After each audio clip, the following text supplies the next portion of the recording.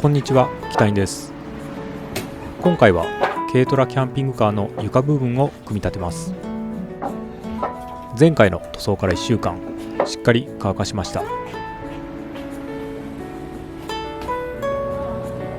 まずはベースとなる枠の四隅を直角クランプで固定します。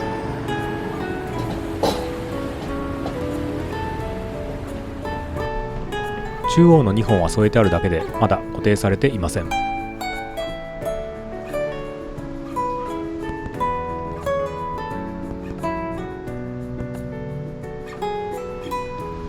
クランプで固定した枠部分をビス締めしていきます。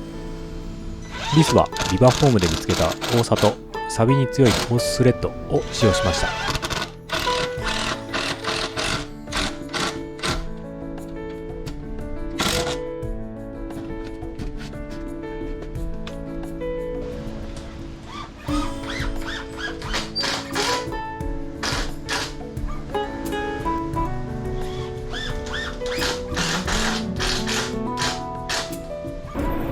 四隅を固定したら次は中央の2本を固定していきます。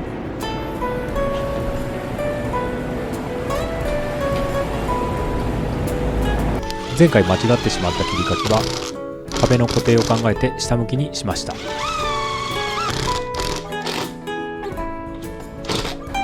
続いて横方向の角材を固定していきます。少し狭めに切り替えているので金槌で叩いてはめ込みます。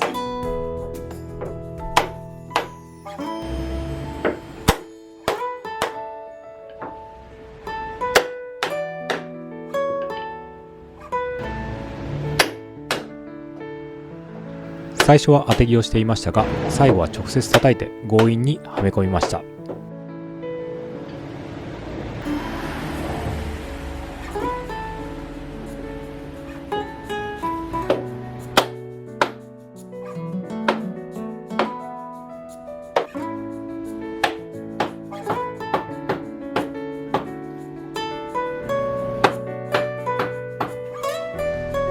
はめ込んだ部分をビス締めします。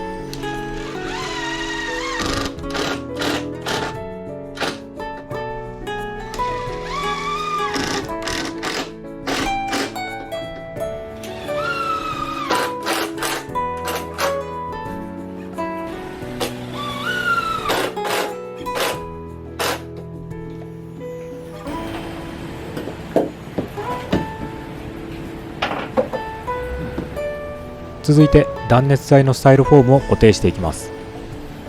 固定には 40×30 のダブル Z ピンを使用しました。幅は 2x4 材 38mm、 深さはスタイロフォームと角材 30mm なのでほぼぴったりはまります。一番端はダブル Z ピンを半分に割って設置していきます。前回同じサイズにカットしたスタイロフォームをはめていきます。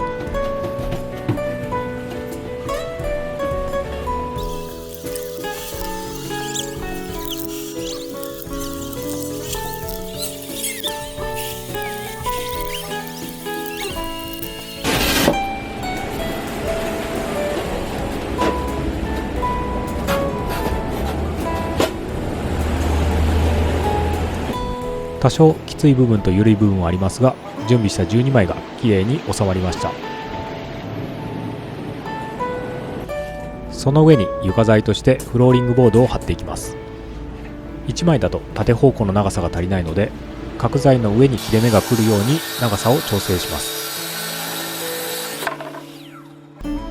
床材はボンドとビスで固定していきます。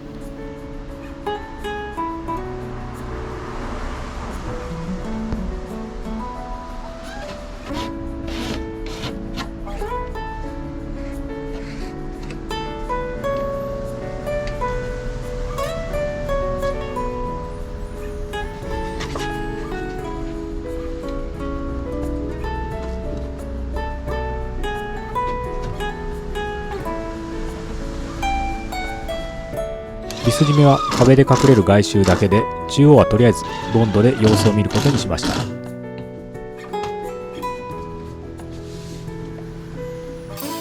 床材とフローリングが微妙に沿っているのでレンガで押さえて圧着します。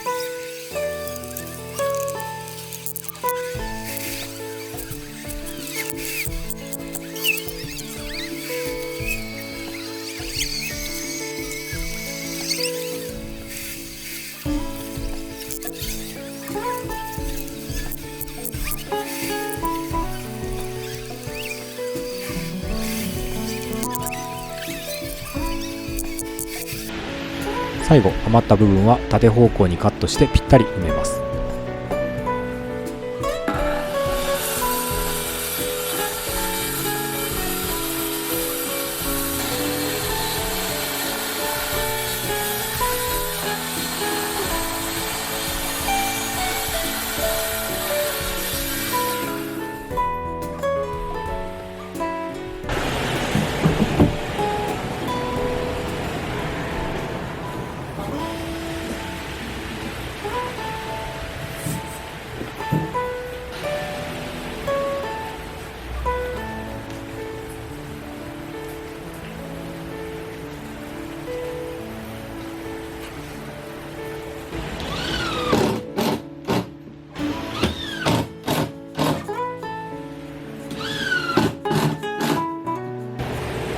これで横一面の完成です。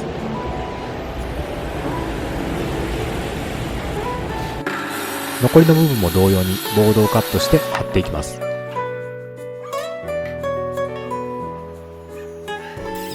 端材をうまく組み合わせながら極力無駄が出ないように貼りました。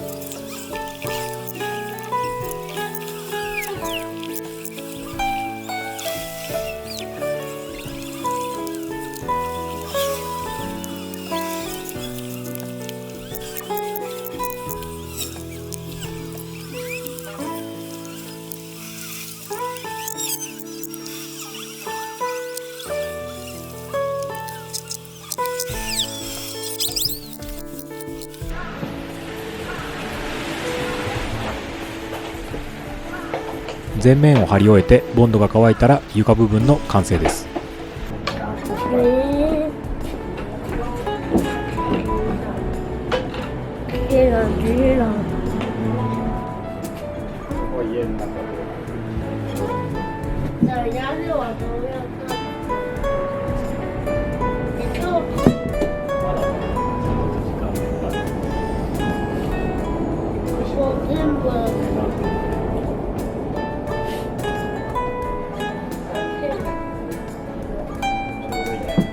いつも車中泊で使用しているマットを敷くとちょうどいいサイズでした。